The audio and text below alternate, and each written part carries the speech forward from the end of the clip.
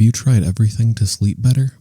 Turned off your phone early, darkened the room, maybe even played calming sounds, yet still found yourself lying awake, mind racing?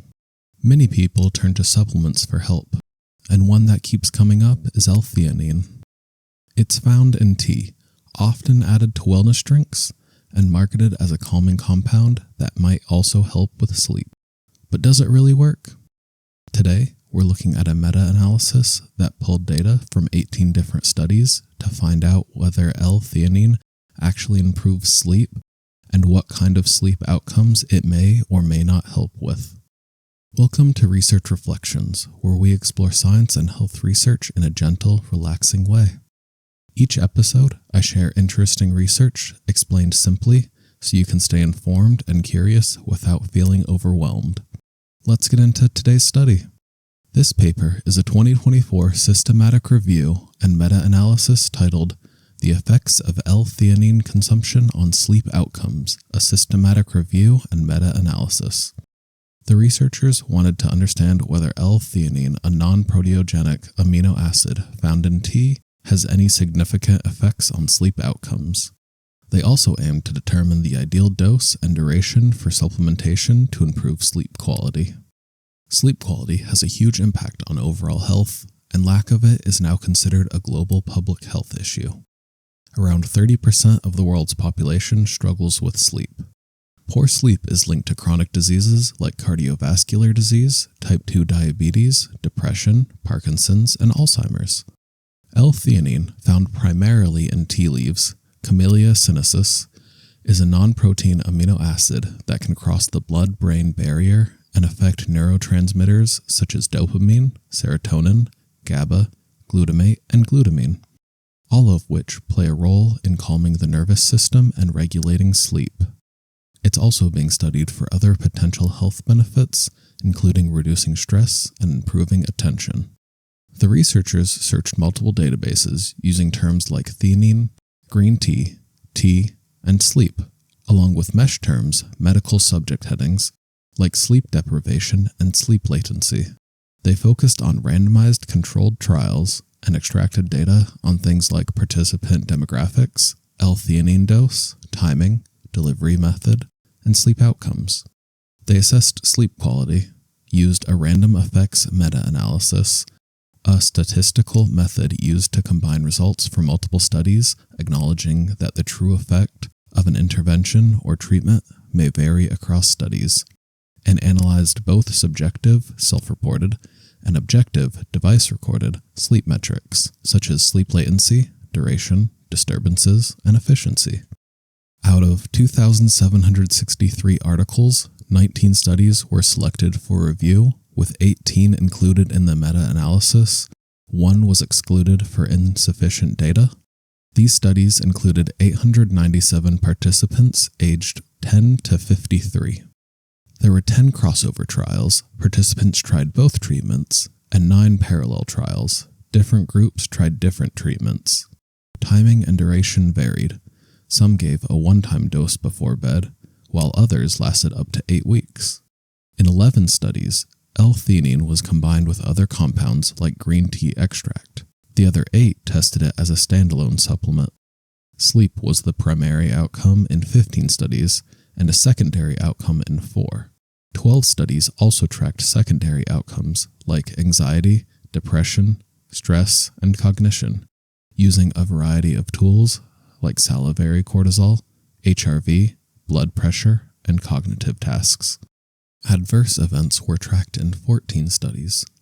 The most common were headaches, migraines, and gastrointestinal discomfort, but all side effects resolved quickly and did not require medical treatment. Compared to traditional sleep medications, L-theanine appears to be very well tolerated. L-theanine led to statistically significant improvements in 3 subjective outcomes: sleep onset latency, how long it takes to fall asleep; daytime dysfunction, how groggy or impaired people felt the next day; and overall subjective sleep quality. These improvements suggest small to moderate benefit in how people feel about their sleep. In contrast, the data showed no significant improvements in objective sleep onset latency, subjective and objective sleep efficiency, sleep duration, and sleep disturbances. This may indicate that while people felt better about their sleep, the actual sleep structure may not have changed as much. Subgroup analysis suggested that doses under 200 milligrams might be more effective than higher doses, though more data is needed. Some clinical groups showed more promising results. For example, adults with schizophrenia and major depressive disorder saw improved sleep quality after 8 weeks of 250 milligrams per day of L-Theanine. People with generalized anxiety disorder, GAD, only improved if they didn't meet clinical insomnia criteria or had lower anxiety to begin with. In contrast, adults with chronic stress didn't show significant benefits, possibly due to other ingredients like green tea extract being involved in those interventions. In terms of secondary outcomes, results were mixed. Some studies found improvements in stress, depression, and anxiety, while others did not. Importantly, no significant changes were seen in salivary cortisol, heart rate variability, or blood pressure. There were several important limitations. Over half of the studies combined L-Theanine with other ingredients, making it hard to isolate effects. Dosages ranged from 50 milligrams to 1,000 milligrams per day, with variable frequency and duration. Most studies involved healthy participants, not people with diagnosed sleep disorders. There was also a wide range in assessment tools, and not all studies used objective measures like EEG or polysomnography. One particularly interesting finding was that higher doses did not necessarily lead to better outcomes. Some data even suggested that moderate doses, 100 to 200 milligrams, might be optimal, something seen in related attention and stress research. So what can we take away? L-Theanine may help reduce the time it takes to fall asleep, lessen next-day fatigue, and improve how people feel about their sleep. However, the evidence isn't strong enough yet to make a universal recommendation. More research is needed, especially to understand the ideal dosage, timing, and whether it works better in people with sleep problems versus healthy individuals.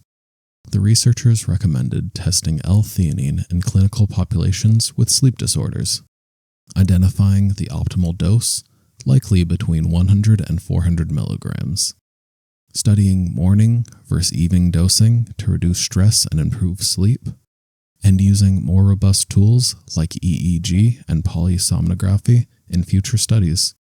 From a practical standpoint, L-Theanine appears to be a safe, mild option for people dealing with occasional sleep difficulties, especially if they're looking for a natural alternative to sleep medications. Thanks for joining me for this episode of Research Reflections.